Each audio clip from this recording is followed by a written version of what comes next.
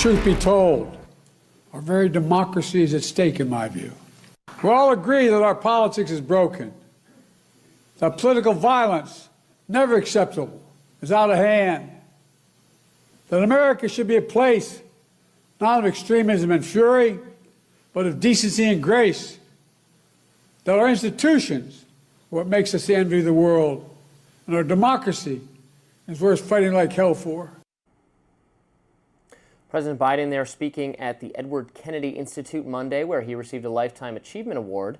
Was his first time speaking publicly since he completed a round of radiation therapy for prostate cancer. Now, the former president urged Americans to stay optimistic and praised universities and comedians who have stood up for President Trump and even stood up to President Trump and even shouted out Republican officials who vote or openly go against the Trump administration, encouraging more resistance going forward.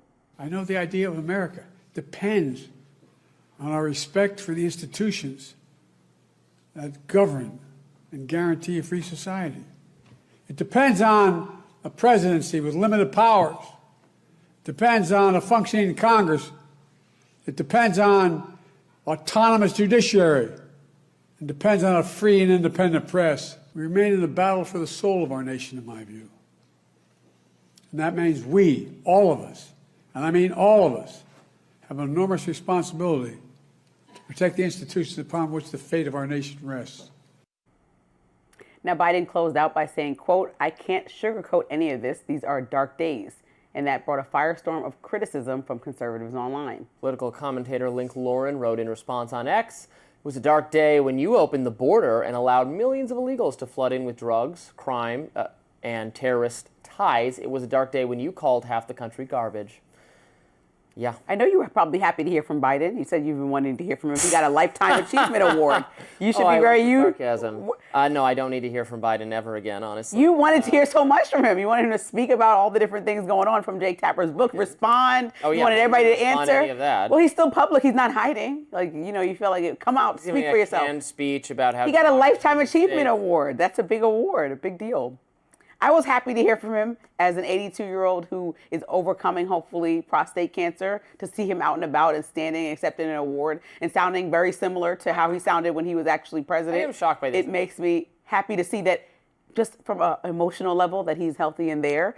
And so I hope he's well physically. Yes, I don't wish him or anyone else harm. I hope he lives a long, happy retirement. But I think if I were a Democrat, I would be more angry with him for yielding the country back to Trump because of my insistence that I should serve again for another 4-year term. He is the person directly responsible for this. So as furious as liberals are when they're in the streets, when they're at rallies, when they're just blindly furious about Trump, I'm not blindly furious about everything Trump is doing. I certainly dislike aspects of it, but I'm not wholly opposed to the policy. But if I was someone, a liberal Democrat who was wholly opposed to what Trump was doing, I would blame Biden for it. I would say, why did you make the idiotic decision? Why did you let yourself be talked into? Why didn't you listen to anyone? Why didn't you surround yourself with people who could speak freely and say, you can't do this, man, for another 4 years? He clung to it until it was too late to have a reasonable succession process, at which point Trump winning was basically a foregone conclusion. There's nothing else they could have done at that point. Look, I think that when we talked about everything that came out from Jake Tapper's book, and we talked about how Jill Biden was making a lot of the calls, and we see Kamala come out with her book, or Karine Jean-Pierre come out with her book. Her idiotic book. I just said, first and foremost, if democracy was at stake, and it was as dire of a situation that everyone described it as, the fact that everybody sat back, whether they knew or didn't know, had access or didn't have access, waited until that debate performance to say something, is a tragedy to me, and why the Democratic Party is trying to reassess everything right now. But I still think, going back to what Biden just said, is that he's speaking on a moment, he's accepting an award. He probably could have just left it out and just accepted his award humbly and not talked about the current president, because he's not really in a position to get back into politics, since a lot of people felt that he dropped the ball.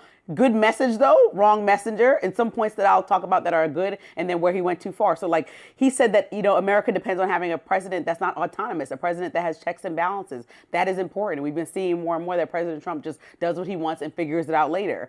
America has to function with Congress, using Congress, right? We have to be engaging them when we're going to shoot boats in the Caribbean and shoot boats that are owned by Venezuela and just say, oh, we're just going to kill everybody on there. Like, he's skipping Congress in many ways. And then we also have to have an autonomous Supreme Court. The president should not be in conversation trying to overly put people there that are going to side with him, even though I know you argue some people don't always side with him in certain ways, but we should not feel, the American public, that the Supreme Court is biased in any way. They're supposed to be an autonomous entity that kind of just operates individualistically. And that's, well, they do operate individually. well, people think that the Supreme Court is stained ever since, I mean, we can go back to the leak that came out of the Supreme Court over Roe v. Wade. It's like, what's going on here? Is this political or not? Well, it is I mean, they have political views. They're ideological people. But they're supposed to be going off the law of the book, right? These are not people that are supposed to go off their political but the law views. is, I mean, the law is subject to interpretation. I mean, this is the whole. Well, this is Biden's. I'm just saying this is his points that I agree with, and then some points that I don't, or that I also agree with, is that he's saying this is dark times. Now, I also am very clear and consistent that we are not in the worst of times, right?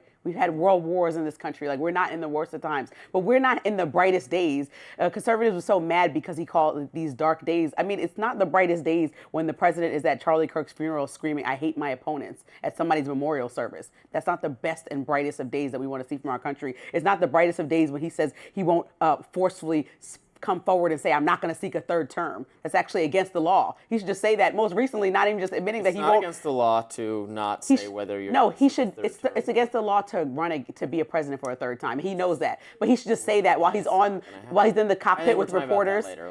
We are. So I think that's not the brightest of days, right? It's not the brightest of days when we see that our president is currently trying to weaponize trade policy and using the same thing he uses Canada that he used against China. And so yes, we're making prices go up for all Americans.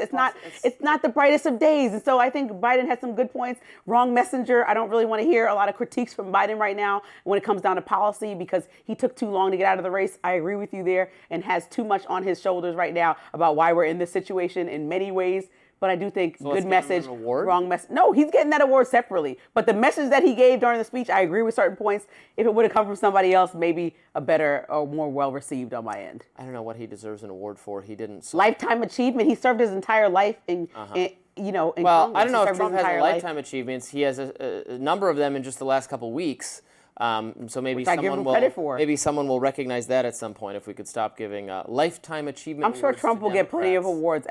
Maybe he'll get them in the library that he funded by the Qatari jet that he was gifted, or that'll be there, or funded by suing all the newspapers. He can use and have a huge ball. Of peace should be celebrated. Well, he can have his own achievement party. Just clinging to power for however many decades Joe Biden did. I'm not sure. He got voted into power, Robbie. That's how that works. He didn't just cling and just make everybody vote for him. Constituents went out and put Biden in position. They didn't hold a nominating or primary process that final time, which they really should have done. But Biden spent his whole career in politics. He got voted in. All right. Well, so did Trump. Okay, here we are. Next up, Illinois Governor J.B. Pritzker has a warning about the 2026 elections. Don't go anywhere.